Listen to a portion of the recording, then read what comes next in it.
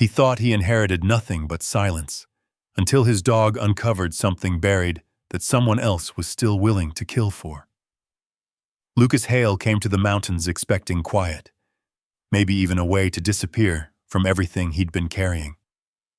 The old cabin felt untouched, frozen in time. But his dog, Koda, knew something was wrong before Lucas ever did. The moment they arrived, Koda wouldn't stop staring at the woods.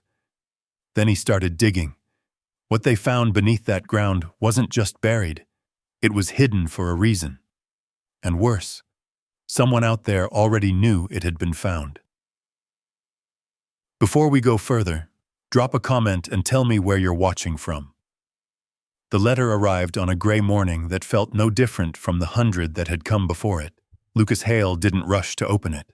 While he stood in the narrow kitchen of his small apartment, one hand resting on the counter, the other holding the envelope like it might disappear if he looked away too long. Outside, the sky hung low and colorless over the quiet street, the kind of sky that never seemed to change no matter the season. At his feet, Koda lifted his head. The German shepherd had been lying near the door, ears half alert even in rest, the way he always was.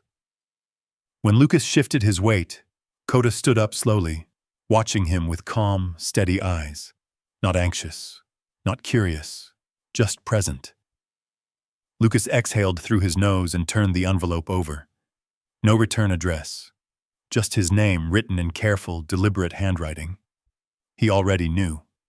He didn't need to open it to know. Still, he slid his thumb under the flap and tore it open. But the paper inside was thin, official, impersonal. He read it once, then again. Then he folded it carefully, almost too carefully, and placed it on the counter beside the sink. His grandmother was gone. No ceremony, no long explanation. Just a date, a signature, and a line about inheritance. A property, a mountain house, West Virginia. Lucas stared at the paper for a long moment, then turned away, reaching for the coffee pot that had long since gone cold. He poured anyway, took a sip, and winced slightly at the bitterness. Koda moved closer. The dog's head brushed lightly against Lucas's leg, a quiet gesture, barely there. Lucas didn't look down, but his hand found Koda's neck without thinking, fingers pressing into the thick fur. Grounding. That's what the therapist had called it once. Find something real, not something present. Lucas hadn't gone back after the second session. He didn't like the questions, didn't like the way memories came back sharper when someone asked him to describe them.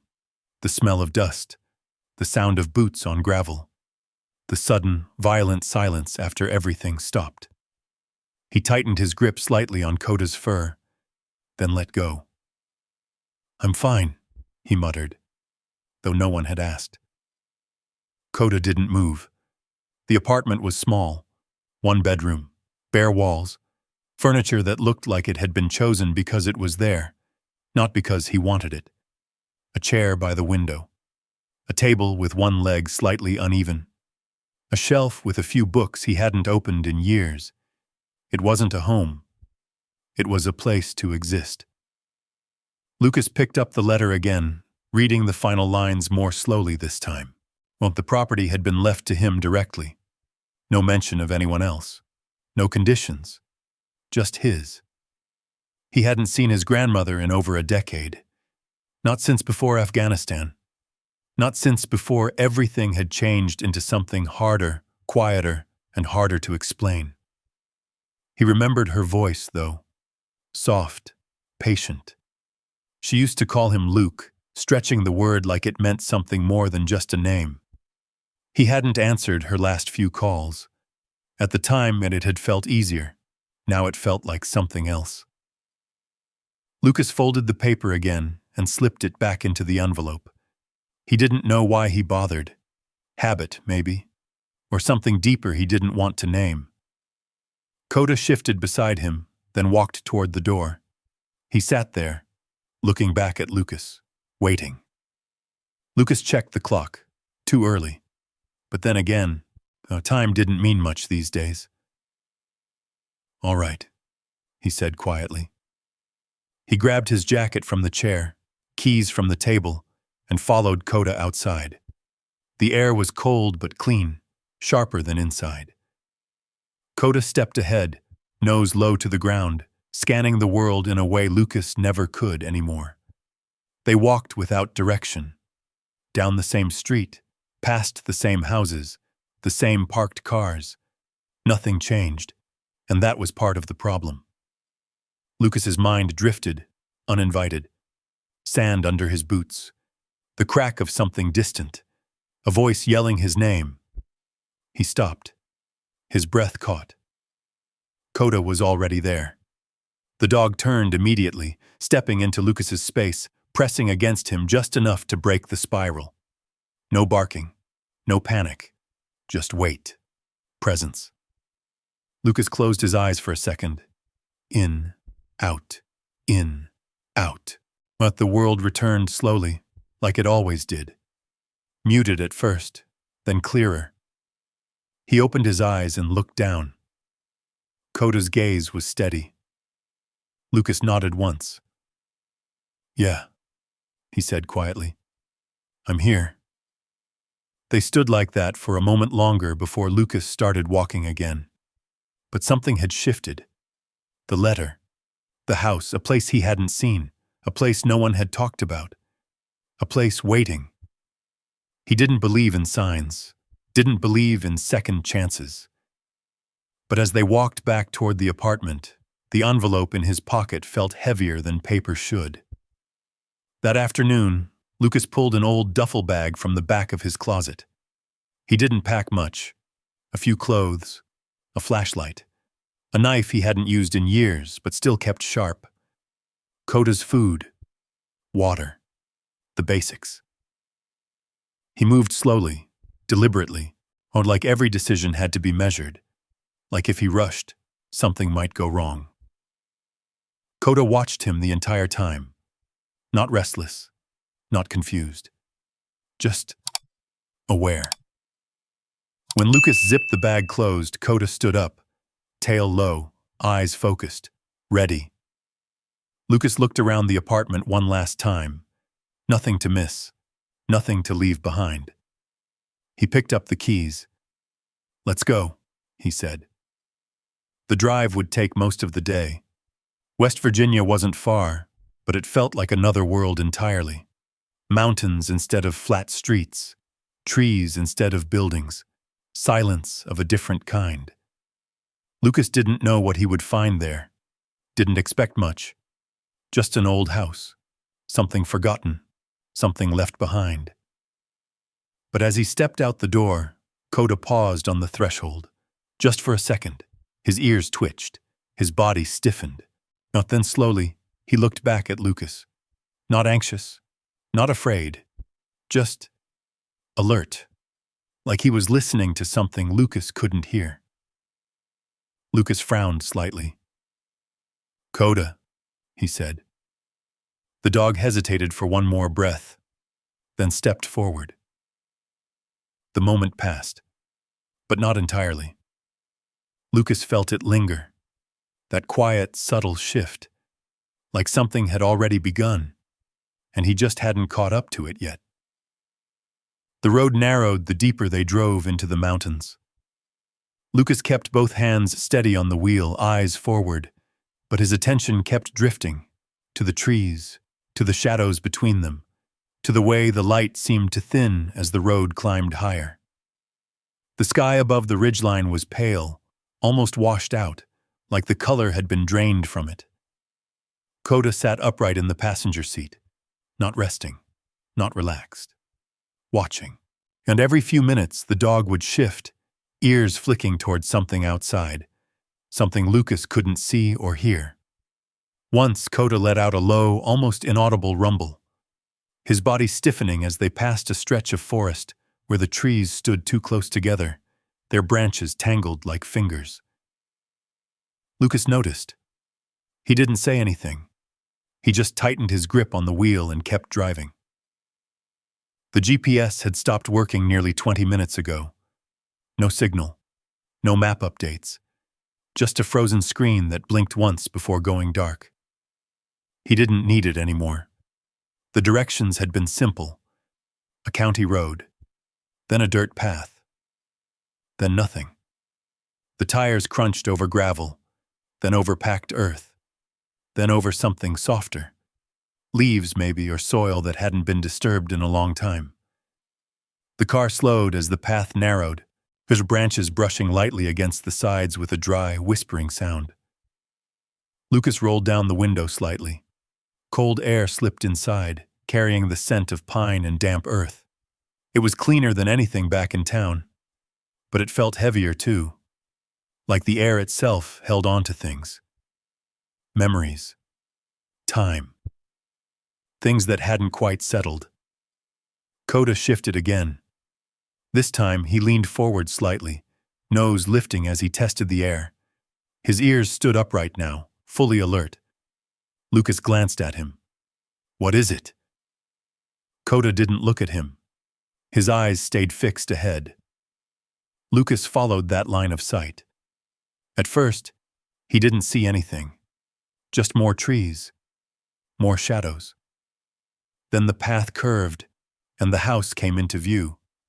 It stood alone in a small clearing, surrounded by tall, silent pines that seemed to lean inward, and as if guarding it or watching it. 2 stories. Weathered wood, faded gray from years of wind and rain. A porch that sagged slightly on one side. Windows dark, reflecting nothing. Lucas slowed the car to a stop. For a moment, neither of them moved. The engine ticked softly as it cooled. The forest around them was still. Too still. No birds. No distant movement. Just the faint sound of wind passing through branches high above, never quite reaching the ground. Lucas exhaled slowly. "This is it," he said, though the words felt unnecessary.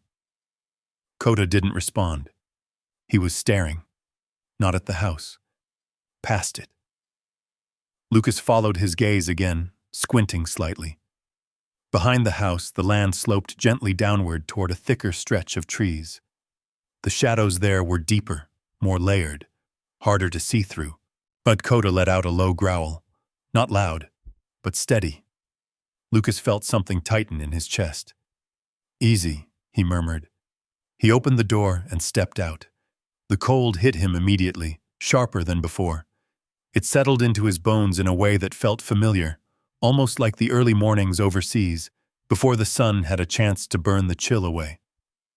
Koda jumped down beside him. The moment his paws touched the ground, he paused.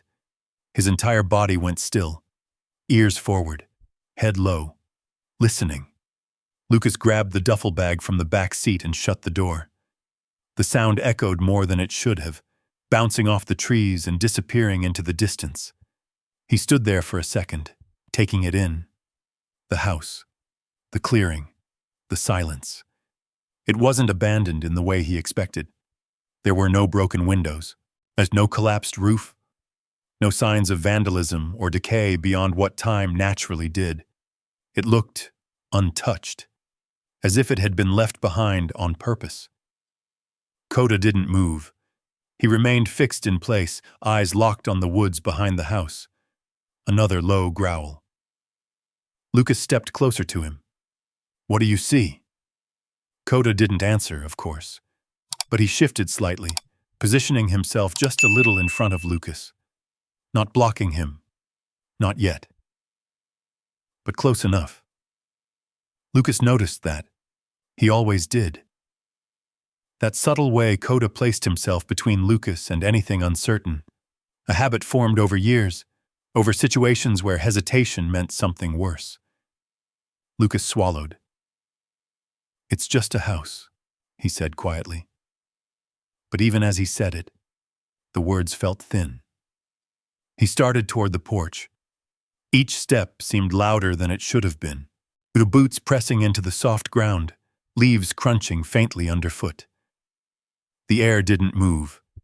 The trees didn't sway. It was like walking into a place that had been holding its breath. The wooden steps creaked under his weight as he climbed up onto the porch. The front door stood closed. No lock. No visible damage. Just a simple handle, worn smooth with age. Lucas hesitated. Not long. Just enough to feel it. That small, quiet resistance inside him. Then he reached out and turned the handle. The door opened with a slow, tired sound. Inside, the air was different. Dry. Still. It carried the faint scent of wood and dust. Something old, but not rotten. Lucas stepped inside. Koda didn't follow. Lucas turned slightly. Koda. The dog stood at the edge of the porch, muscles tense, his eyes still fixed on the trees behind the house. Koda. A pause. Then, slowly, reluctantly, Koda stepped inside. But he didn't relax. Not even a little. Lucas closed the door behind them. The sound echoed through the house, soft but final. He stood there, letting his eyes adjust. The room was simple. A table, 2 chairs, a couch with faded fabric. Everything covered in a thin layer of dust, but not disturbed. No footprints, no signs of recent use. And yet, nothing felt broken. Nothing felt abandoned in the way it should have been. It felt paused. Lucas moved deeper into the room. The floor creaked beneath him, a slow, steady rhythm that seemed to follow his steps. The windows let in muted light, filtered through layers of dust and pine branches outside. Koda stayed close now, closer than before, and his head turned constantly, scanning, listening, watching. Lucas walked past the table, brushing his fingers lightly across the surface. Dust gathered on his skin, but beneath it, the wood was solid, well kept. He moved toward the far wall. There, a clock hung slightly crooked. The hands had stopped. Lucas leaned in slightly. 3:17. He didn't know why that detail stuck with him, but it did. Behind him, Koda let out a sharp, sudden bark. Lucas turned immediately. Koda was facing the back of the house now. Not the front, not the door. The back. His body was rigid, his gaze locked. A low growl building again in his chest.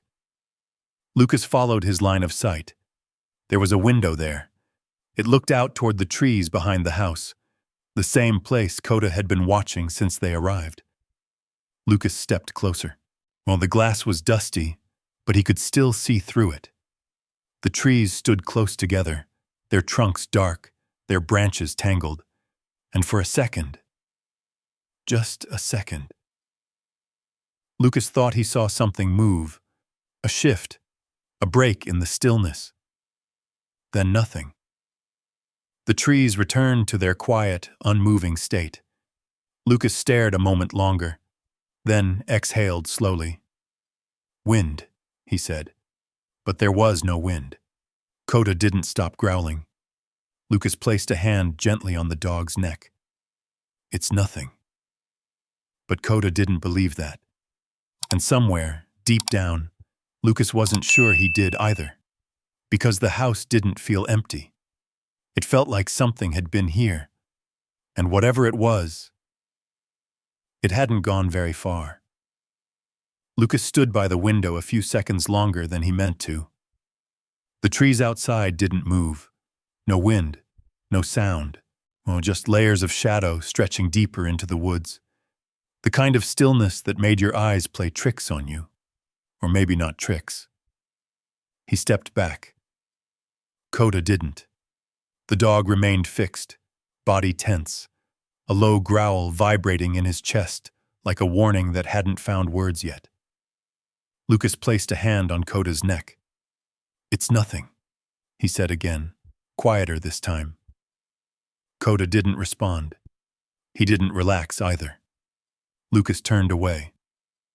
The house needed checking. That was something real, something he could control.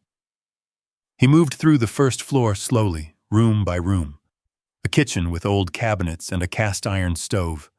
Plates stacked neatly inside, untouched. A sink with a faint ring of rust where water must have sat too long, too many times. A hallway leading to a small bedroom, the bed made, sheets faded but clean. And everywhere he looked, the same feeling followed him. Not abandoned. Paused, as if someone had stepped out and never came back.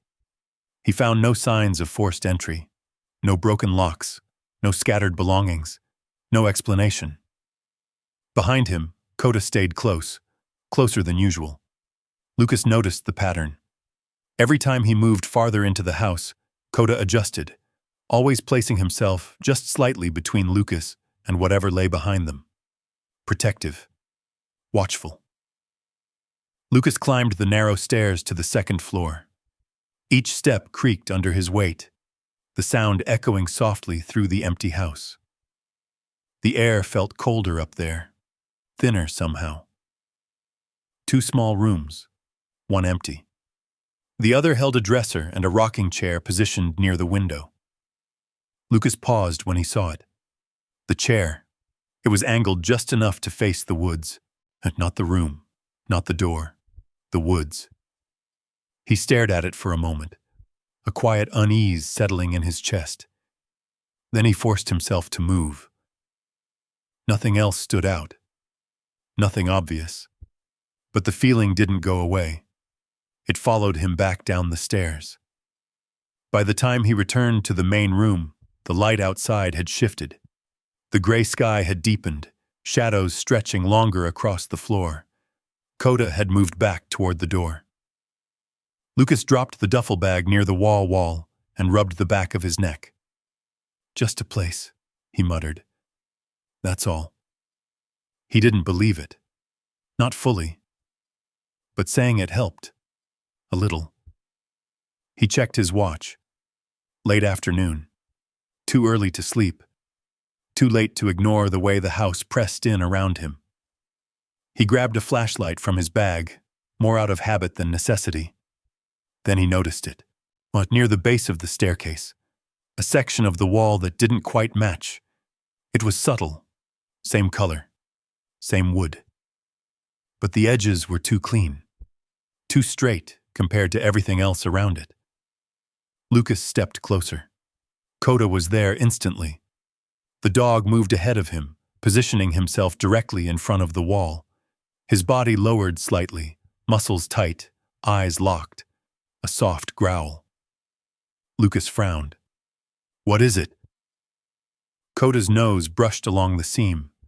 Then again. Then he pawed at it once. Light. Testing. Lucas crouched down. He ran his fingers along the edge. There. A thin gap. A hidden door. Small. Narrow. Built to blend in. Lucas felt something shift in his chest. Curiosity. Sharp. Immediate. He reached for the handle. It didn't move. Locked. Of course it was. He leaned back on his heels, staring at it. "Why would you?" he murmured. Koda pawed at it again, more insistent this time. Lucas shook his head. "Not now." He stood. The light outside was fading faster now, shadows creeping into the corners of the room. He didn't like the idea of opening something like that in the dark. Not here. Not tonight. "Tomorrow," he said. Koda didn't like that answer. He stayed by the door, staring at it as if it might open on its own. Lucas moved away, setting up a small space near the couch. He didn't bother with the bedroom upstairs. Didn't want to be that far from the ground floor. From the exit. From Koda.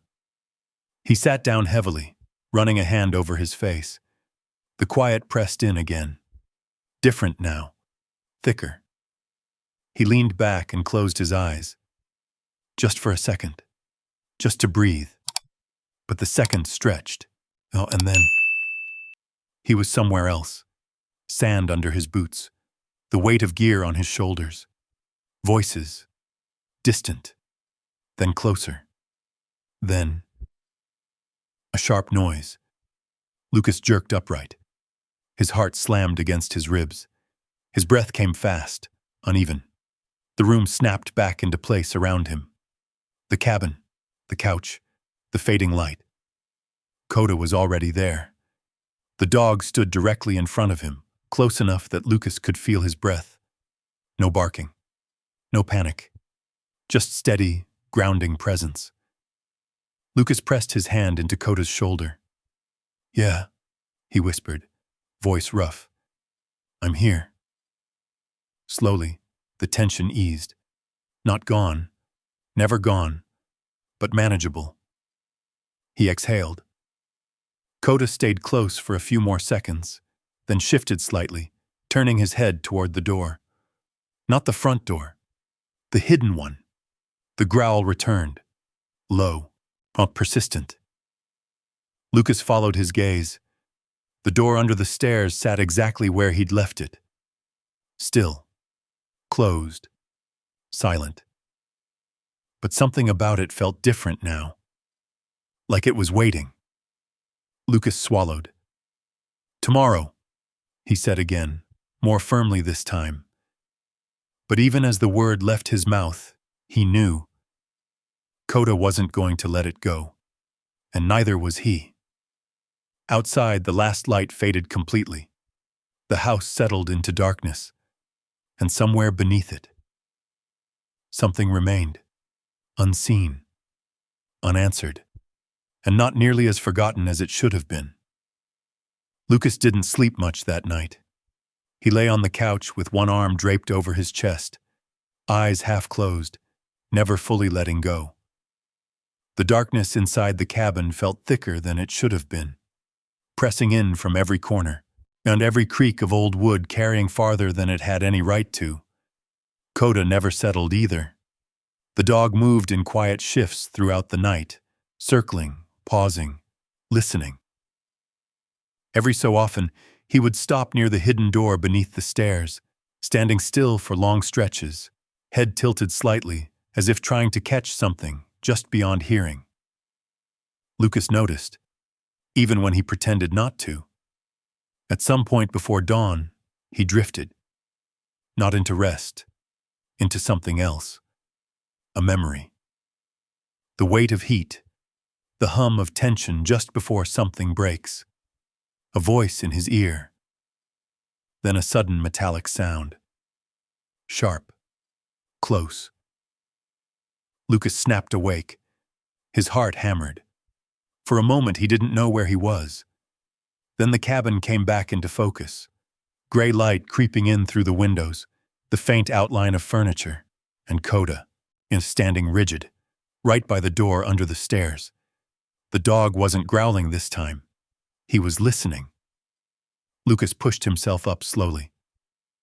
"What is it?" he whispered. Koda didn't move. Lucas followed his gaze. The door looked the same, closed, still. But something had changed. Or maybe it hadn't.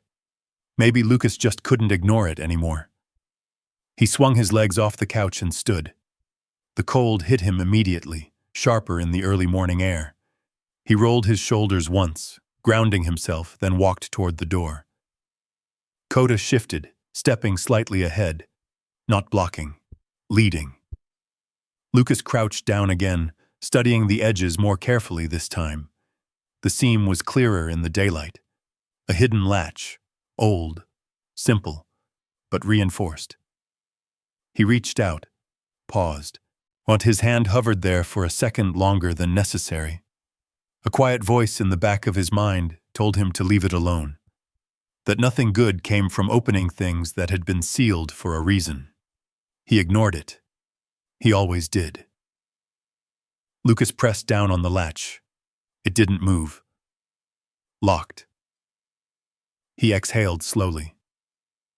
"All right," he muttered. He stood, scanning the room, then grabbed his bag. From inside, he pulled out a small toolkit, something he carried out of habit more than expectation. Koda stayed close, watching. Lucas worked the screws carefully. Old metal resisted at first, stiff with time, but it gave way under pressure. One by one, the pieces loosened. The latch shifted. A final pull. The door creaked open. The sound was low, dragging, like something waking up after a long time. A breath of air slipped out. Cold. Damp. Different from the rest of the house. Lucas leaned back slightly. Koda didn't hesitate. The dog stepped forward immediately, nose low, body tense, slipping through the opening before Lucas could stop him. "Koda?" Lucas grabbed the flashlight and followed. The space beyond was narrow. A short staircase led down into darkness, the wooden steps worn smooth, edges softened by years of use. Lucas clicked on the flashlight. The beam cut through the dark, revealing dust suspended in the air, drifting slowly like it had nowhere else to go. The walls were close. The air felt heavier. Each step creaked under his weight as he descended. Koda reached the bottom first. He stopped. Waited. Lucas joined him.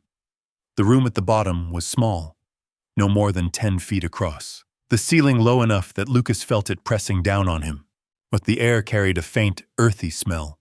Dirt, old wood, something sealed away too long. He swept the flashlight across the space. A single bulb hung overhead, long dead. Shelves along one wall, empty. A few scattered tools, rusting, forgotten. But it wasn't those that held his attention. It was the far corner. A shape that didn't belong. A trunk, old, wooden, reinforced with dark iron bands that had dulled with age. It sat against the wall like it had been placed there carefully and never touched again. Koda moved toward it slowly. No barking, no sudden movement. Just controlled, cautious steps. Lucas followed, the beam of the flashlight steady in his hand, though his grip tightened slightly. The closer they got, the more the air seemed to change. Colder, stiller. Lucas stopped a few feet away. Now the trunk was large, heavy. A thick lock secured the front. Not new, but not broken either. Intact. Lucas crouched down. He ran the light over it. The surface was scratched, worn in places, but not from neglect. From use. From handling. He reached out and touched it. Cold. Solid. Real. Koda let out a low sound. Not a growl, not quite. Something in between. Lucas glanced at him. The dog's eyes were fixed on the trunk. Unblinking. Lucas swallowed. "All right," he said under his breath. He reached for the lock. It held firm. Old, but stubborn. He pulled slightly. Nothing. He leaned back, exhaling slowly. His eyes moved across the room again. That's when he noticed it. The wall. To the right of the trunk. Faint marks. Long. Uneven. Scratches. Lucas stood and stepped closer, and he ran his fingers along the wood. The marks weren't random. They were grouped, repeated, at about shoulder height, then lower, then near the floor, like something or someone had been trying to claw their way out. Lucas felt his chest tighten. He stepped back instinctively. Koda shifted closer to him, pressing lightly against his leg, grounding. Lucas exhaled slowly. "This place," he murmured. He turned back to the trunk, then to the scratches, then back again. Whatever this was, it wasn't just storage, it wasn't just forgotten. It had been sealed, on purpose. Lucas straightened. "We're not opening that today," he said. The words came out firm, final. But even as he said them, the weight of the decision settled in. Because now he knew. There was something down here. Something his grandmother had hidden, and something that had been left untouched. For a very long time. Koda didn't move. His eyes stayed on the trunk. Lucas turned away first. He didn't like that. Didn't like the feeling of being watched by something that wasn't alive. He climbed the stairs, the air growing lighter with each step. Koda followed, but slower this time. Reluctant. When they reached the top, Lucas pulled the door shut. The wood met the frame with a dull, final sound. He stood there for a moment, hand still resting on it. The house was quiet again. But it wasn't the same quiet. This one had weight. He stepped back. Koda remained by the door, still watching, still listening. Lucas looked at him, then at the door, then away.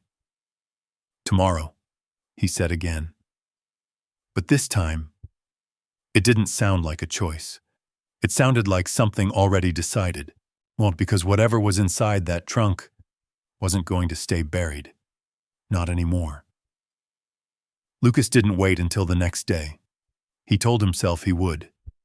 He even stepped away from the door, walked to the window, stood there for a long moment, watching the pale morning light stretch across the clearing. But the thought didn't leave him. It stayed. Quiet. Persistent. Like a pressure behind his eyes. Koda made the decision for him. The dog let out a short, sharp bark. Nothing aggressive, just enough to cut through the silence. Then he turned, walked straight back to the hidden door, and sat. Waiting. Lucas exhaled slowly. "Yeah," he muttered. "I know." He grabbed the bolt cutters from his bag. The weight of them felt familiar in his hands. Solid, useful, real, something he could rely on. The door opened easier this time. No hesitation, no pause, just the same cold breath rising from below. Koda moved first again. Lucas followed. The stairs creaked, but the sound felt different now. Less like warning, more like acknowledgement. The trunk waited exactly where they had left it. Unchanged. Unmoved. But not unnoticed. Lucas stepped closer, the beam of the flashlight steady as it settled over the lock. He crouched down. The metal was old but not weak. He tested it once, then again. Koda shifted beside him, low and tense. "It's all right," Lucas said quietly. He positioned the cutters, squeezed. The metal resisted for a second, then snapped. The sound echoed sharply in the small space, bouncing off the walls before settling into silence. Lucas froze, listening. Nothing followed. No movement. No sound from above. Just the slow return of stillness. He pulled the broken lock free and set it aside. His hand rested on the lid. For a moment, he didn't move. This was the point. The moment before something changed. Once it was open, there was no closing it again. Koda leaned in slightly, his shoulder brushing Lucas's arm. Grounding. Lucas nodded once, then lifted the lid. It opened with a slow, heavy creak. The smell came first. Old fabric. Paper. Something sealed too long. Lucas angled the flashlight inside. Layers. Cloth. Folded carefully. Preserved. Not thrown together. Not hidden in panic. Placed. Intentionally. He reached in and lifted the top layer. A blanket. Worn but clean. Beneath it, more cloth. Wrapped bundles. Lucas unfolded one slowly. Inside, money. Stacks of bills wrapped in faded paper, tied with string. Old currency. The edges slightly yellowed, but intact. Lucas stared for a moment, then reached for another bundle. The same. More. Dozens. Carefully stacked. Untouched. His jaw tightened slightly. "This isn't," he murmured. It didn't make sense. His grandmother had lived quietly, simply. There was no sign of wealth, No sign of anything like this. And yet, here it was. Hidden. Sealed. Left behind. Koda shifted again. Not interested in the money. His focus moved deeper. Lucas followed his gaze. Beneath the stacks, more items. He set the money aside carefully and reached down. A photograph, black and white, edges curled with age. He held it closer to the light. A man stood beside a lake, tall, thin, sharp features, eyes that seemed too alert for the stillness of the image. On the back, as written in neat handwriting, Elliot Vance. Lucas felt something stir. Recognition? No, not quite. But the name lingered. He set the photo down and reached for the next bundle. Letters. Dozens of them. Tied together with a thin ribbon, faded from what might have once been read. Lucas untied it slowly. The paper inside was delicate, handwritten, careful, urgent. He unfolded the first. My dearest Margaret, I trust no one else with this. If anything happens, you must keep it hidden. There are people who would do anything to find it. Lucas's eyes narrowed slightly. Margaret. His grandmother. He turned to the next letter. The handwriting was the same, the tone sharper, more direct. The situation has changed. They are asking questions now. If they come to you, you must say nothing, not even to your family. Oh, Lucas's grip tightened on the paper. He flipped through several more. Each one carried the same undercurrent. Fear, control, secrecy, and always instructions to hide, to protect, to keep silent. Lucas exhaled slowly. This wasn't just saved, he said under his breath. This was protected. Koda let out a low sound. Lucas looked up. The dog had moved to the wall again. The scratched wall. This time he was closer, nose pressed near the surface. Lucas stood and stepped beside him. The marks were clearer now in the flashlight beam. Deep, repeated, not random. Lucas traced one with his fingers. The wood dipped slightly under the pressure. He frowned, pressed again. The sound changed. Hollow. Lucas stepped back slightly. Then Hale pressed along the wall.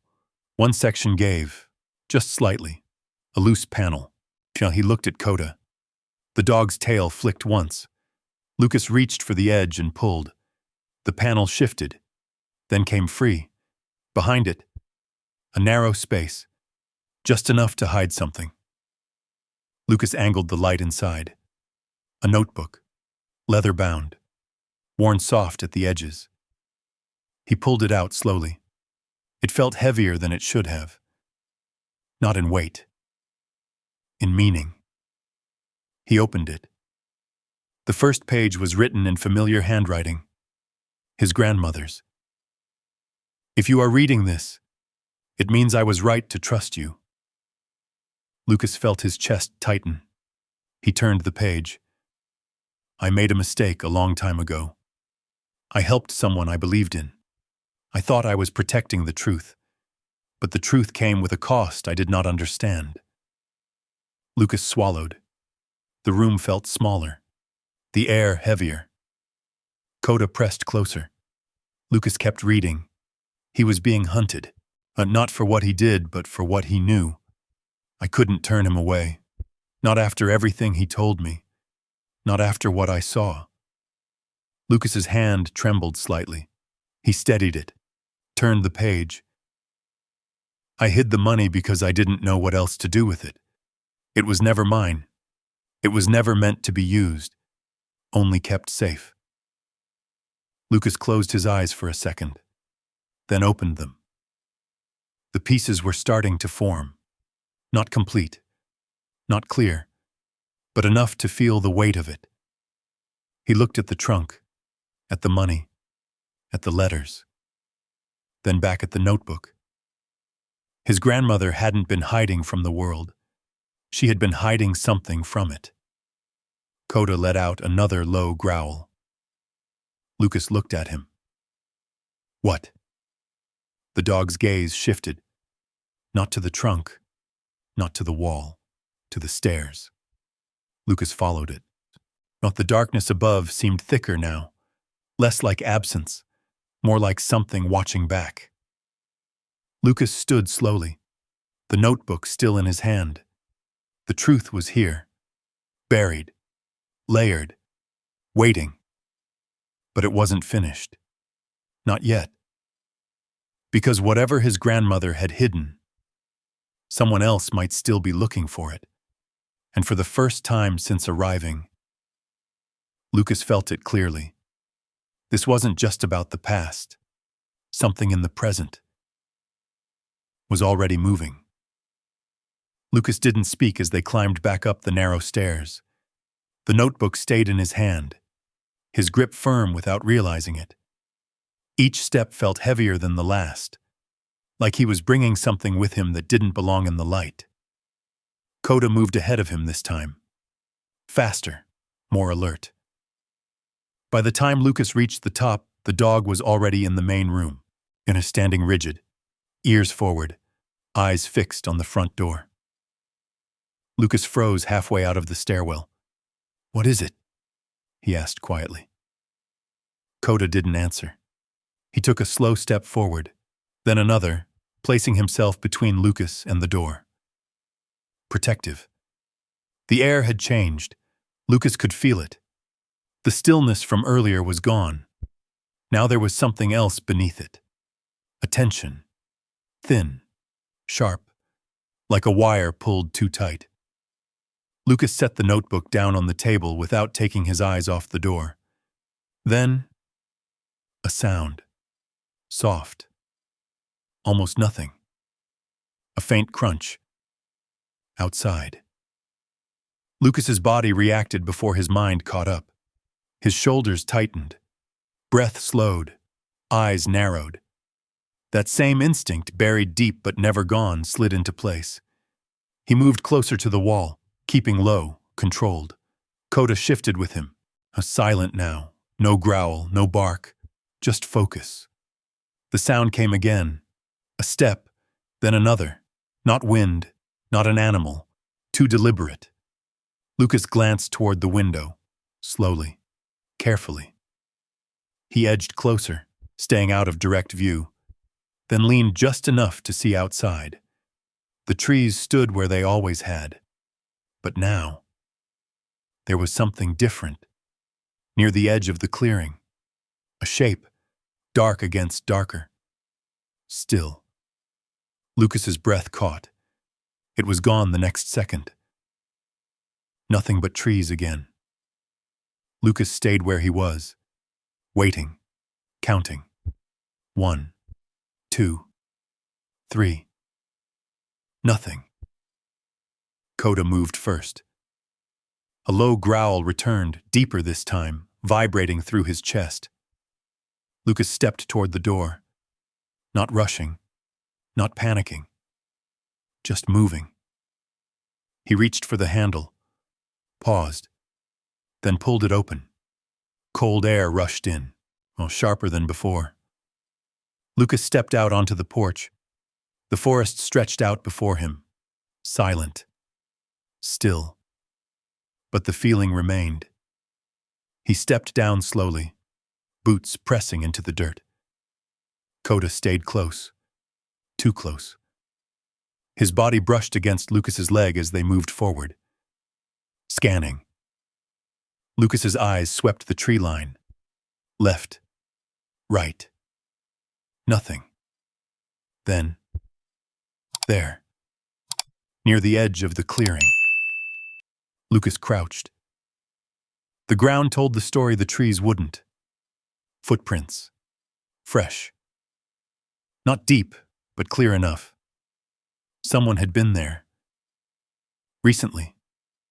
Lucas reached out, pressing his fingers lightly into the soil beside one of the prints. Still soft. not even fully settled. Koda let out a sharp bark. Lucas turned immediately. The dog had moved a few feet ahead, staring into the woods again. His stance was different now. Oh, not just alert. Ready. Lucas stood slowly. His eyes followed the direction of Koda's gaze. The trees shifted slightly. Just enough. Then, a figure stepped out. Not close, not threatening. Just present. A man. Late 50s, maybe early 60s. Wearing a long coat, hands visible, posture calm. Lucas didn't move. Neither did Koda. The man stopped at the edge of the clearing. "Didn't expect anyone up here this time of year," he said, voice steady, carrying easily through the quiet. Lucas didn't respond right away. His eyes stayed locked on the man, measuring, assessing. Koda's growl deepened. The man noticed. His gaze dropped briefly to the dog. "Good animal," he said. "Smart." Lucas stepped forward slightly. "Who are you?" The man smiled faintly. Not warm, not cold, just controlled. Name's Caleb Ross," he said. "I handle some legal matters around here." Lucas didn't relax. Legal matters don't usually bring people this far out. Caleb tilted his head slightly. "Depends on the matter."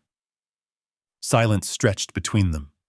Koda shifted closer to Lucas, positioning himself fully in front now. A clear line. The man's eyes flicked to the house, then back to Lucas. "You inherit that place?" he asked. Lucas didn't answer. Caleb nodded once, like that was enough.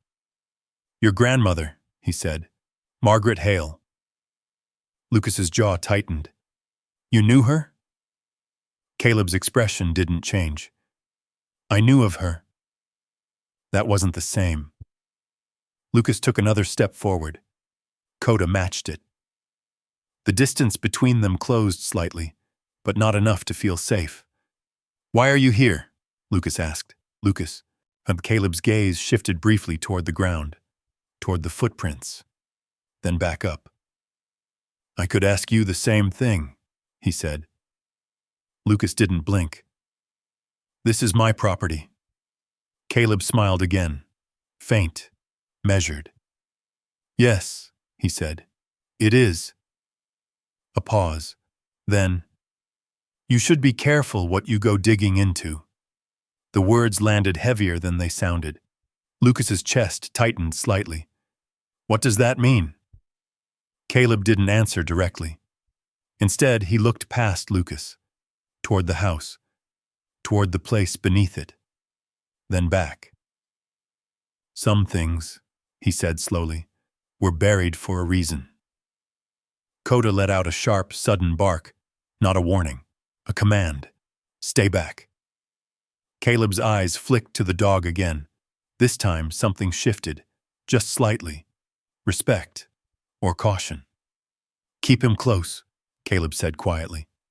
You'll need him." Lucas's stomach tightened. "What do you know?" he pressed.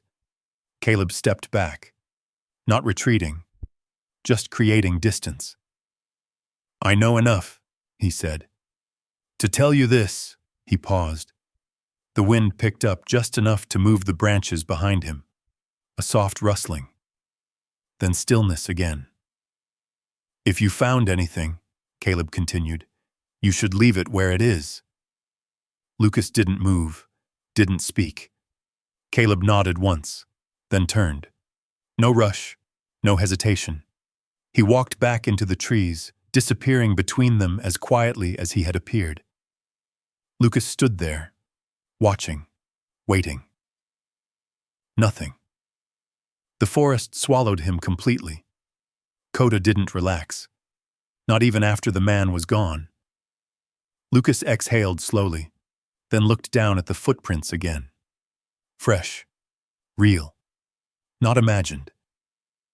He straightened, yet his eyes moved back to the house, to the place beneath it, the notebook, the trunk, the scratches, then back to the trees. Whatever this was, it wasn't over. It hadn't been forgotten. And now, it wasn't just his anymore. Koda stepped closer, pressing lightly against his leg. Lucas placed a hand on his back. "Yeah," he said quietly. "We're not alone out here."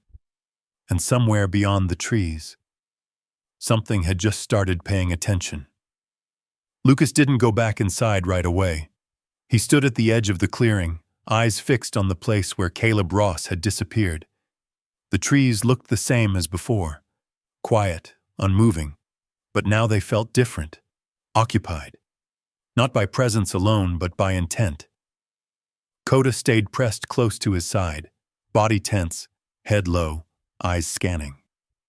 The dog didn't blink much anymore, and he didn't relax between moments. Every muscle stayed ready. Lucas finally turned back toward the house. "Inside," he said quietly. Koda didn't argue, but he didn't turn his back on the woods either. He walked sideways at first, keeping the tree line in view, then shifted once they reached the porch, moving ahead of Lucas through the doorway. Lucas closed the door behind them. The sound felt louder now, more final. He stood there for a moment, listening. Nothing. No footsteps. No movement. But the silence wasn't empty anymore. It was waiting. Lucas moved quickly now. Not rushed. Focused. He checked the windows one by one, pulling curtains tighter, scanning the glass for reflections, for shapes that didn't belong. Every angle mattered. Every blind spot. Koda followed him, always between Lucas and the open spaces. Until Lucas grabbed the notebook from the table, flipping through a few pages again, faster this time, searching for something he might have missed. Names, places, anything that connected to what Caleb had said. But the words blurred together. Fear, secrecy, protection. Nothing about now, nothing about someone coming back. Lucas closed it. His jaw tightened. "Doesn't matter," he muttered. It did, but he couldn't solve it all at once. He moved to the kitchen, grabbed a knife, not because he needed it, but because having something in his hand steadied him. Then he paused. A sound. Outside. Not near the trees. Closer. Too close. Koda reacted instantly. A sharp bark. Then he lunged toward the door. Lucas was right behind him. The handle turned. The door swung open, and the world outside exploded into motion. A figure rushed from the side of the house. Fast. Silent until the last second. Lucas barely had time to register it before impact. The force hit him hard in the shoulder, driving him sideways into the porch railing. The breath knocked out of him in a sharp burst. The knife slipped from his hand. Instinct took over. He twisted, trying to regain balance, and Koda was already there. The dog launched forward with a force that felt almost unreal, a blur of muscle and intent. A snarl tore through the air. The attacker staggered back, arms raised, trying to shield himself. Koda didn't hesitate. He clamped down, holding, pulling, driving the man off balance. Lucas pushed himself up, chest tight, vision sharp and narrow. "Get back!" he shouted. But the words were more reflex than command. The man struggled, trying to break free. Not striking, not shouting, just trying to get away. Lucas moved forward, grabbing Koda by the collar. "Enough!" Koda held for one more second, then released. The man stumbled backward, breath uneven, eyes wide. For a moment, everything froze. Lucas, the man, Koda, locked in place. Then the man turned and ran. No hesitation, no threat, just gone. Vanishing into the trees faster than Lucas could follow. Lucas took a step forward, then stopped. His body told him to chase, but something else held him back. He looked down, Koda. The dog was still standing, But something was wrong. His stance had shifted. Lower. Unsteady. Koda? Lucas dropped to one knee. His hands moved quickly, checking. There. A dark patch along Koda's side. Blood. Not heavy, but enough. Lucas's chest tightened. Hey! Hey! Stay with me. Koda's ears flicked. He didn't whine. Didn't pull away. He just stood there. Breathing steady. Eyes still scanning the trees. Even now. Even hurt. Still watching. Lucas swallowed hard. All right, he said quietly.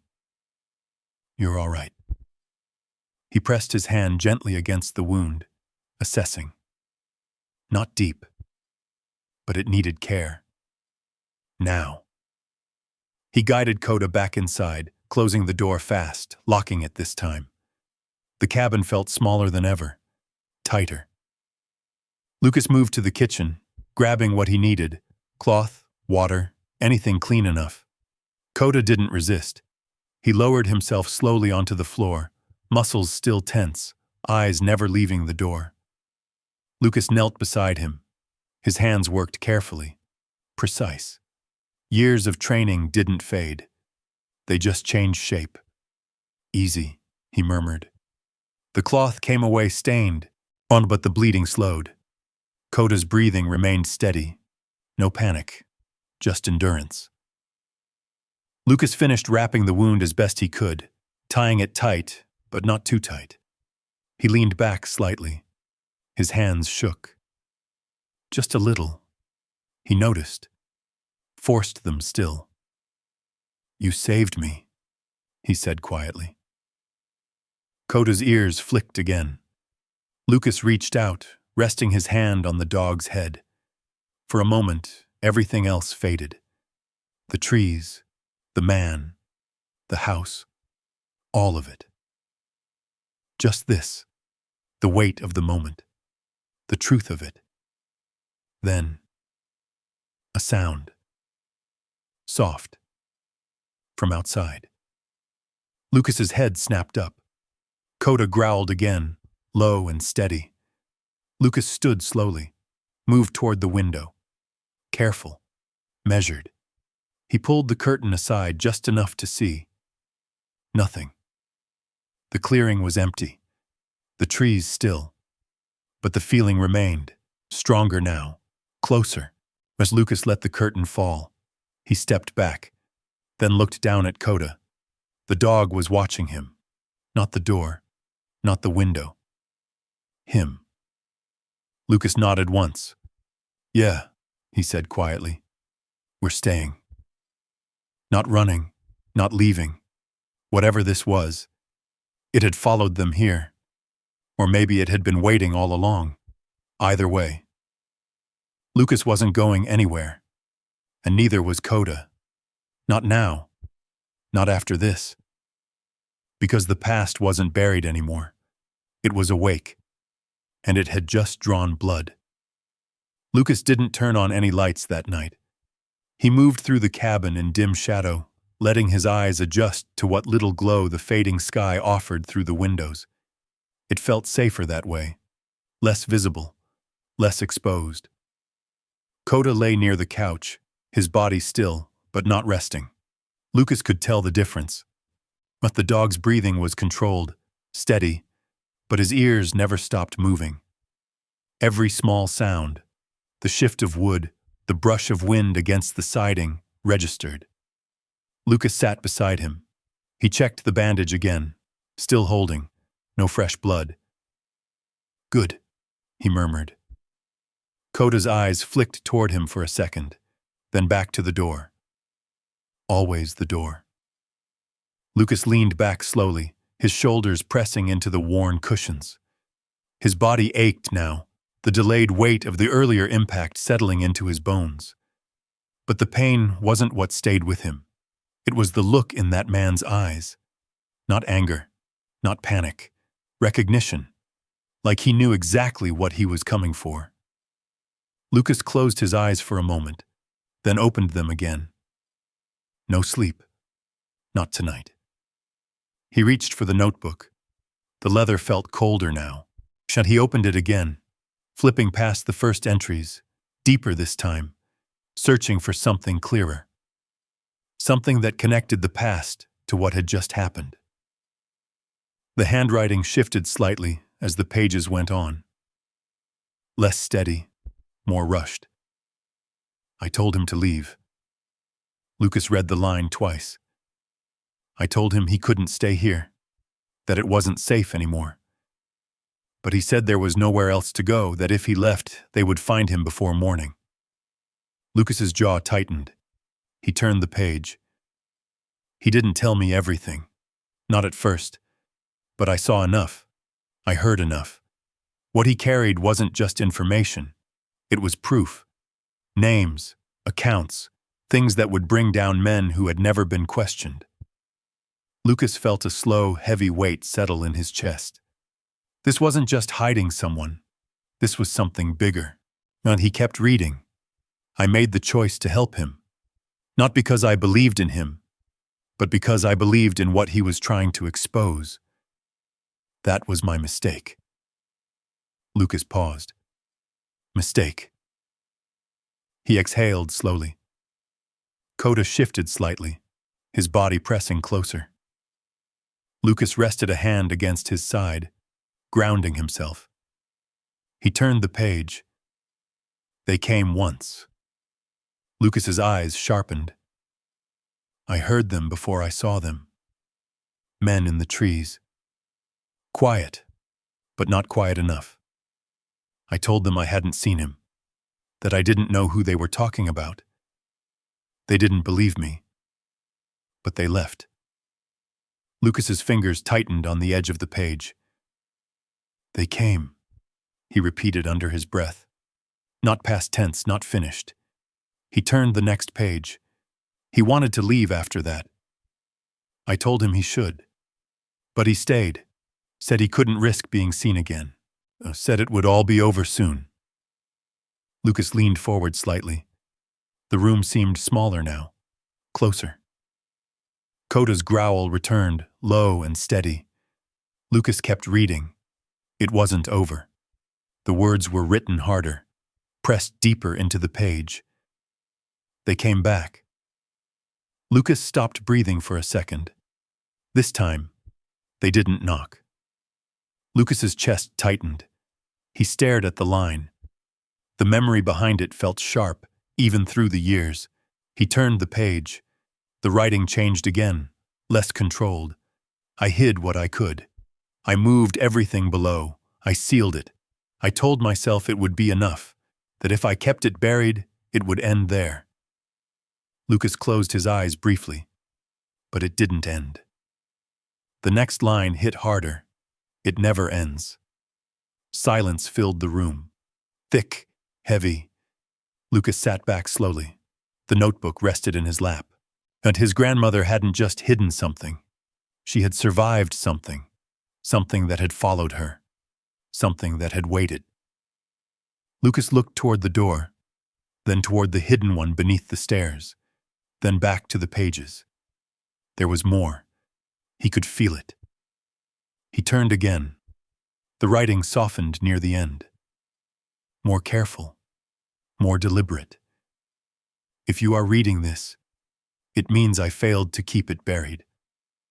Lucas swallowed. I wanted to believe time would be enough, that they would forget, that the truth would lose its value. Lucas shook his head slightly. No, he murmured. That wasn't how things like this worked. He turned the final page. I was wrong. The words were smaller now. Tired. Whoever finds this, be careful. The truth is not something they let go of. Lucas sat very still. But the fire he had started in the hearth crackled softly behind him, the only warmth in the room. The shadows flickered along the walls, shifting in slow, uneven patterns. Koda lifted his head. A sound. Outside again. Lucas's head turned slowly. The silence stretched. Then, nothing. But it didn't matter. The feeling stayed.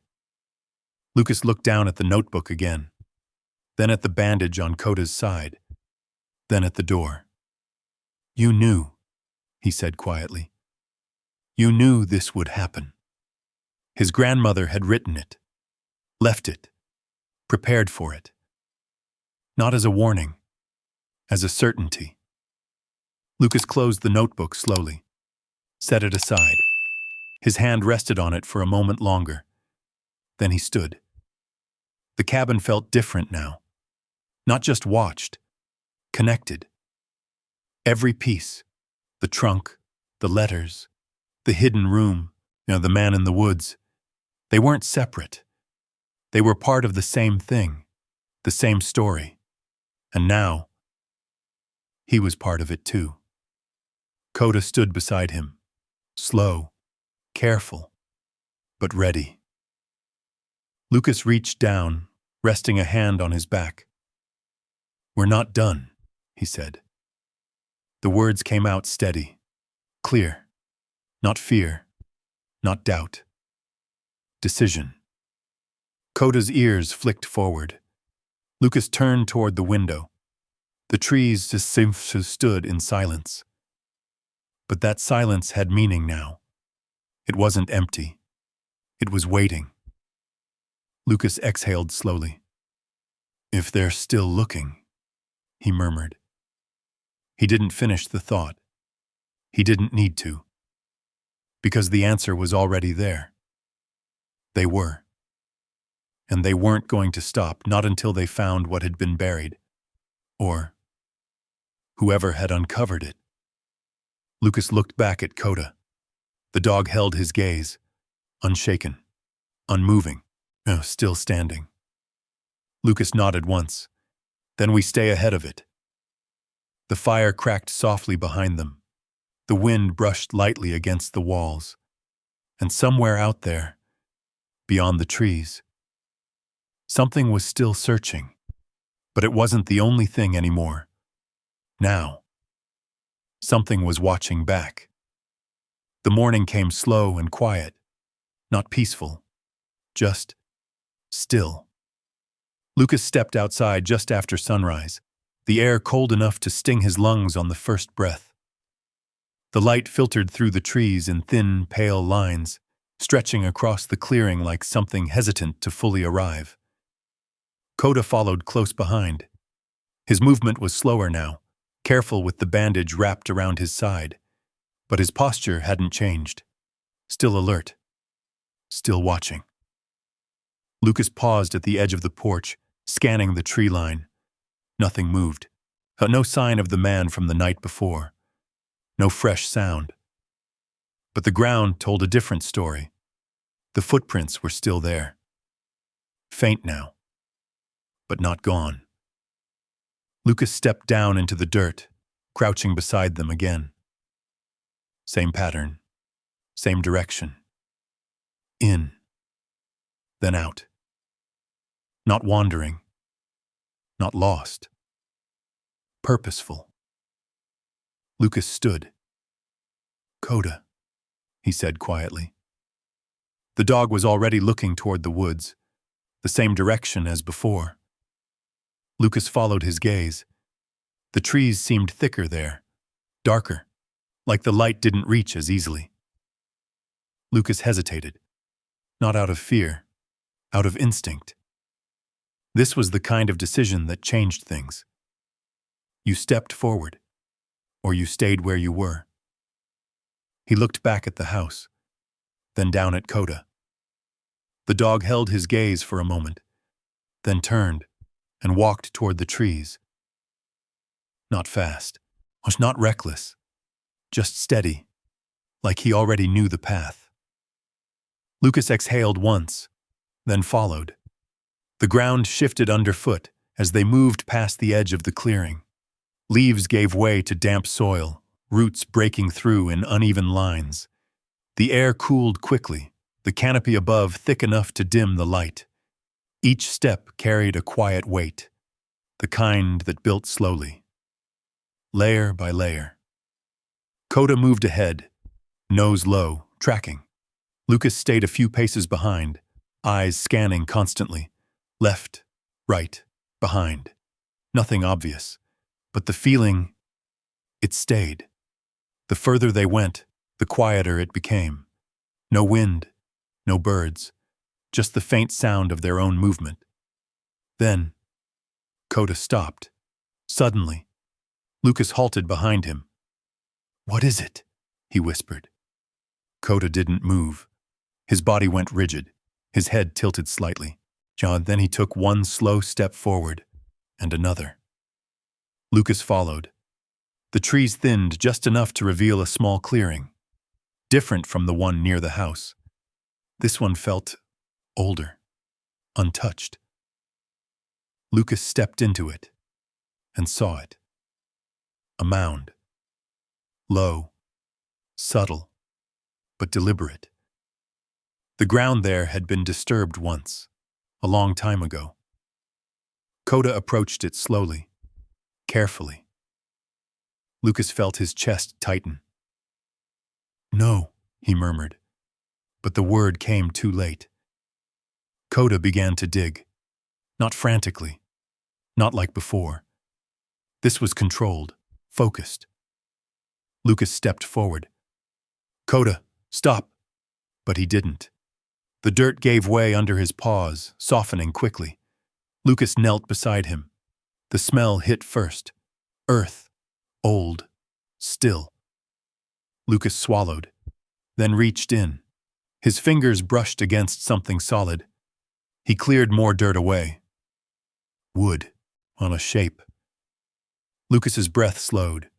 He worked carefully now, uncovering the edges. Not a coffin. Not exactly. But close. A crude wooden box. Sealed. Buried. Lucas sat back on his heels. The world around him felt distant for a moment. Muted. Koda stopped digging. He stood still, staring at the box. Not afraid. Just aware. Lucas wiped his hands on his jeans slowly, then leaned forward. The lid wasn't locked, just fitted. He hesitated. This wasn't like the trunk. This wasn't hidden for protection. This was hidden to stay gone. Lucas placed his hand on the edge, paused, then lifted. The wood shifted with a soft, hollow sound. The lid came loose. Lucas opened it. Inside. Bones. Lucas froze. His breath caught, held, not scattered, not broken. Arranged. Deliberate. Time had worn them down, softened the edges. But there was no mistaking what they were. Human. Lucas sat back slowly. Koda didn't move, didn't bark. He just stood there, watching. Lucas's eyes scanned the contents. There, near the chest, something else. He reached in carefully. A metal object. Small. Cold. He lifted it. A watch. Old. The glass cracked. The hands frozen. Lucas turned it over. Engraved on the back. E.V. Lucas's chest tightened. Elliot Vance, he whispered. The name felt heavier now. Real. Not just ink on paper. He looked back at the remains, then at the watch, then at the trees around them. So you never left, he said quietly. The realization settled slowly. Not dramatic, not loud, just certain. Elliot hadn't escaped. He hadn't disappeared. He had died here, in these woods. Close enough to the house to almost make it. Or maybe not close enough at all. Lucas closed the lid gently. His hands were steady now, calmer than they should have been. Koda stepped closer, pressing lightly against his side. Lucas rested a hand on his back. He stayed, Lucas said, and she stayed with it. The pieces fit now. Not all of them, but enough. His grandmother hadn't just hidden the truth. She had lived beside it, protected it, buried it. Lucas stood slowly. The clearing felt different now, not just quiet, sacred, in a way that didn't need explanation. He looked down once more, then turned. "We're done here," he said softly. Koda didn't argue. They walked back the way they came. The forest seemed to shift around them again, light returning slowly as they moved toward the edge. But something lingered. A question. Unfinished. Because Elliot Vance was dead. Buried. Gone. So why? Lucas stopped mid-step. Koda looked back at him. Lucas's eyes narrowed slightly. "If he died here..." His voice trailed off. The thought formed slowly, then locked into place. "Then who's looking for him now?" Koda's ears flicked forward. The silence answered, not with sound, but with weight. Because whoever had come to the house, whoever had attacked, wasn't searching for a man anymore. They were searching for something else, something buried, something hidden, something Lucas had already found. And this time, they weren't going to leave empty-handed. Lucas didn't speak on the walk back.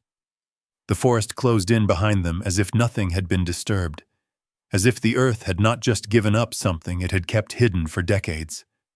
The path felt longer now, heavier. Koda stayed close, closer than before. Every few steps, the dog glanced back, not just out of habit, but as if confirming something wasn't following, or that something wasn't catching up. Lucas noticed. He noticed everything now. The way the wind didn't quite reach the ground. The way the trees held sound instead of letting it pass. The way his own breathing seemed louder than it should have been. By the time they reached the edge of the clearing, the house stood exactly as it has before. Still, silent, waiting. Lucas stopped for a moment. He looked at it differently now. Not as a place he had inherited, but as something he had stepped into. Something already in motion long before he arrived. Koda stepped onto the porch first. Lucas followed. Inside, the air felt tighter, more contained, but like the walls had absorbed everything that had happened and were holding onto it. Lucas moved straight to the table. The notebook was still there, right where he had left it. He picked it up slowly, turned it over in his hands. There was something else now, something he hadn't seen before. Tucked inside the back cover, a folded page, different from the others, thicker, more deliberate. Lucas stared at it for a second, then pulled it free. Koda shifted closer. Lucas unfolded the page carefully. The handwriting was the same, but steadier, clearer, as if it had been written at a different time. Not in fear, not in urgency, but in decision. Lucas read, "If you are holding this, then you've already found more than I ever wanted you to." He swallowed. "I hoped you wouldn't come here, not because I didn't want to see you, but because I didn't want this to become yours." Lucas felt his chest tighten. The words landed deeper than anything he had read before. This wasn't written for anyone. This was written for him. You were always the one who carried things too long. Even when you were young, you held on to things that weren't yours to carry. Lucas exhaled slowly, a faint, humorless breath. She had known. Even then. He continued. "I told myself I could keep this contained, that if I stayed quiet, if I kept everything buried, it would end with me. Lucas glanced towards the hidden door beneath the stairs, then back to the page. But I was wrong. The words were simple, unforced. Time doesn't erase truth. It only gives it space to wait. Lucas's grip tightened slightly. And if you've found it, then it means the waiting is over. Silence filled the room. Koda sat beside him now, calm but attentive. Lucas read the next line more slowly. You have a choice I never gave myself. He stopped. The sentence lingered. He read it again. You have a choice. Lucas looked down at his hands, at the faint tremor that still hadn't fully gone away, at the way his mind kept circling the same moments, the same weight, the same silence. He had never thought of it as a choice. He had thought of it as something that happened, something that stayed. But this was different. He read on, you don't have to carry what I carried. Lucas closed his eyes. The words hit harder than anything else. Not because they were dramatic, but because they weren't. They were quiet, honest, and final. Koda shifted slightly, leaning into him. Lucas placed a hand on his back. Grounding, always grounding. He opened his eyes again, finished the letter. The truth is not in the money, not in the names, not in what was hidden. Lucas's gaze sharpened. It's in what you choose to do with it. He sat there for a long time, the page resting in his hands, the fire low behind him, the cabin still. Nothing moved, nothing interrupted. Just space, and the weight of the choice in front of him. Lucas looked toward the door, then toward the window. The trees stood unchanged, but they didn't feel the same. He could leave. Right now, pack up, drive away.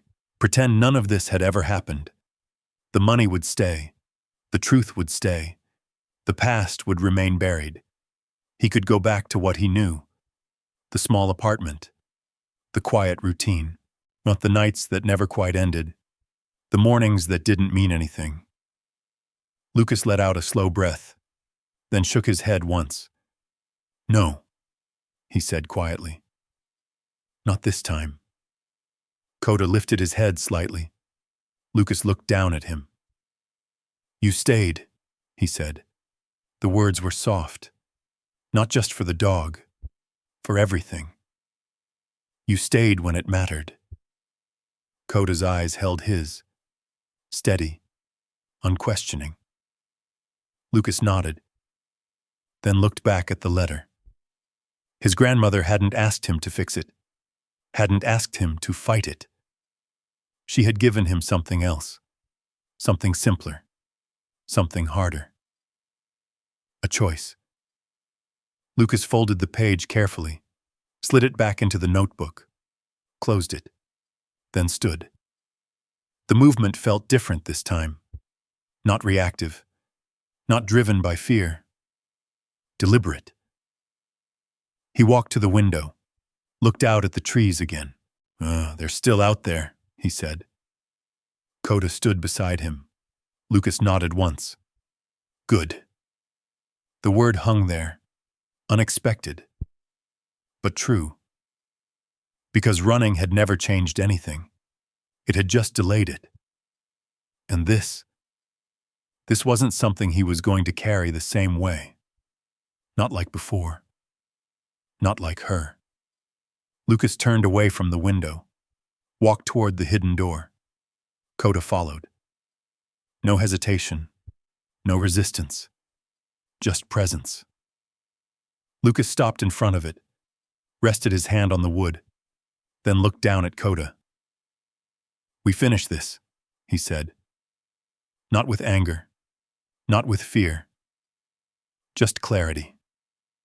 Koda's tail moved once, slow, steady. Lucas nodded, then opened the door. Because whatever had been buried, whatever had been carried, it wasn't his to hide anymore. And for the first time in a long time, Lucas wasn't trying to escape it. He was choosing to face it. The decision didn't feel loud. It didn't come with a rush of certainty or some sudden shift that made everything easier. It settled, quiet, steady, like something that had been waiting for him to catch up. Lucas stepped down into the hidden space again. Koda followed close, his movement slower now, careful with the bandage but no less alert. The beam of the flashlight cut through the dim air, landing on the trunk, the scratched wall, the narrow space where the notebook had been hidden. Everything was the same, and yet, not. Lucas moved to the trunk. The lid was still open from before, the contents exposed. Money, letters, fragments of a story that had stretched across decades. He crouched, not to search, not to uncover, just to look, to understand. Koda sat beside him, watching. Lucas picked up one of the bundles of cash, turning it in his hands.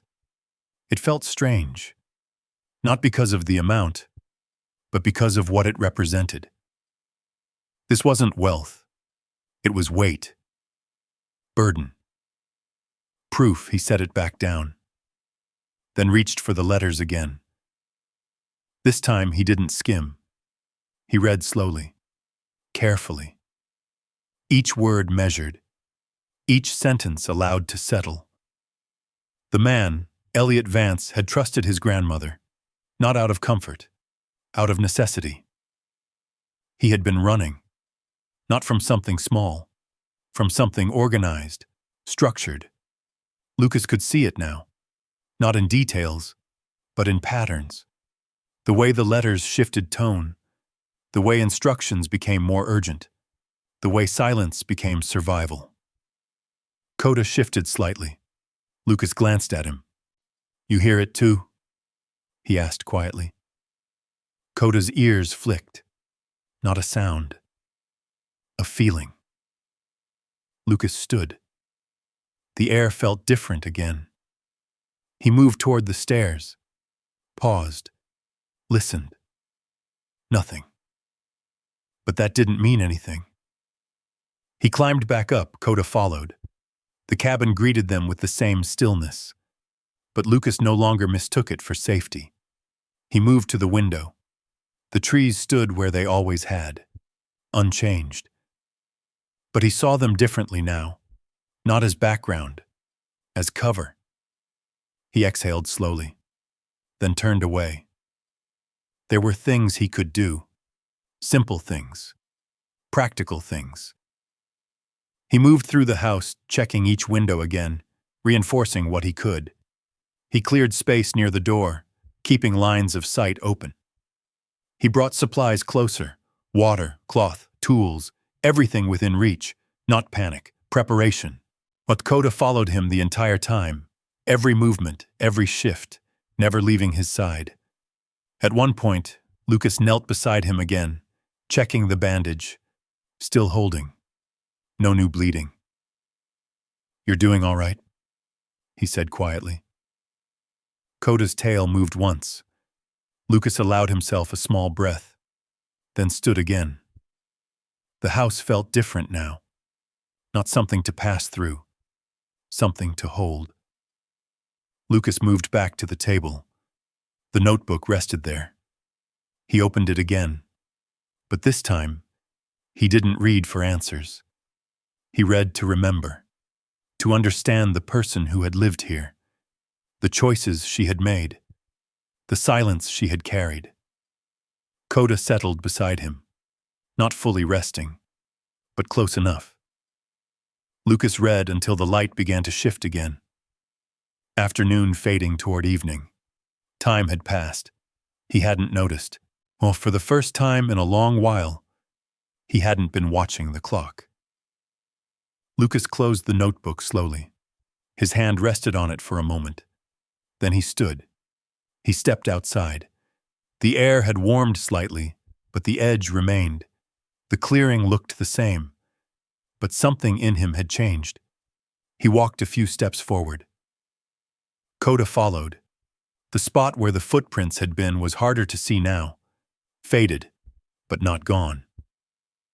Lucas looked toward the tree line. "They'll come back," he said. "Not fear, just fact." Koda stood beside him. Lucas nodded once. "Good." The word felt more certain this time, because now he wasn't reacting. He was ready. He turned back toward the house, stepped onto the porch, paused, then reached out and adjusted the front door slightly, making sure it closed fully. Small things. But they mattered. Inside, the fire had burned lower. Lucas added another piece of wood, watching the flame catch slowly. The warmth spread. Not much, but enough. Koda lay down near it, finally allowing his body to rest. Not fully, but enough. Lucas sat beside him, his back against the wall, his breathing steady. For a long moment, neither of them moved. No thoughts, no noise, just presence. Lucas reached down, resting his hand on Koda's side. Careful, gentle. The dog didn't pull away. Lucas exhaled slowly. "This isn't yours," he said quietly. The words were soft, but clear. Not all of it. He wasn't talking to Koda. Not really. He was saying it out loud, for himself, because for the first time, he understood the difference between carrying something and choosing what to do with it. Lucas leaned his head back against the wall. The fire crackled softly. Outside, the trees stood in silence, and inside, for the first time since he had arrived, the weight shifted. Not gone, but different, manageable. Koda's breathing slowed. Lucas closed his eyes, just for a moment. Not sleep, not escape, just stillness. And in that stillness, he knew. He wasn't leaving, not tomorrow, not after this, because some things weren't meant to be buried again. Some things needed to be faced. And this time, he wasn't facing it alone. Morning came softer than it had before. Not brighter, just quieter in a different way. Lucas stepped out onto the porch with a mug of coffee that had long since gone lukewarm in his hands. The mountains stretched out beyond the clearing, layers of pale blue and gray fading into the distance. The air carried a faint hint of warmth now, just enough to remind him that winter didn't last forever. Behind him, the door remained open. Not wide, just enough. Koda lay just inside the threshold, his body stretched along the worn wooden floor. The bandage along his side had held through the night. He watched Lucas, not with tension this time, but with a calm, steady awareness. Lucas took a slow breath.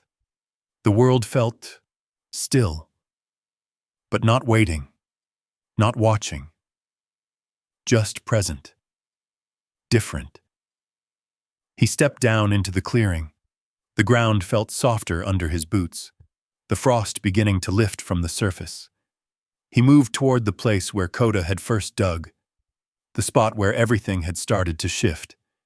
The earth had been disturbed there, opened, exposed. Lucas crouched, running a hand lightly over the soil. "This is where it started," he murmured. Koda rose and walked out to join him, slower than before. Careful, but steady. Lucas glanced at him, then nodded once. "Yeah," he said. "We'll do it here." The decision felt right, not because it solved anything, but because it marked something. Lucas stood and walked back toward the edge of the clearing. He found what he needed without thinking too much about it. A young sapling, no taller than his shoulder, growing at the edge of the trees where the light still reached. He worked quietly, digging, not fast, not rushed, each movement deliberate. The soil gave way easily enough, soft from the changing season. Koda stayed nearby, occasionally shifting his weight, watching the trees, then returning his attention to Lucas. Always aware, and always there. Lucas set the sapling into the ground, pressed the dirt back in around it, firm, steady. When he finished, he stood back for a moment, studying it. Small, unremarkable, but alive. He walked back to the porch, retrieving a piece of wood from inside. A flat board, weathered but solid enough. He found an old nail, a tool, and worked slowly, carving the letters into the surface. Not perfect, not polished, but clear. When he was done, he carried it back to the tree and pressed it into the soil beside it. The words faced outward, simple, quiet. Some truths are buried until someone brave enough listens. Lucas stepped back.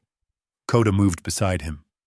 The two stood there for a moment, the wind brushing lightly through the trees, carrying the faint rustle of leaves that had begun to return.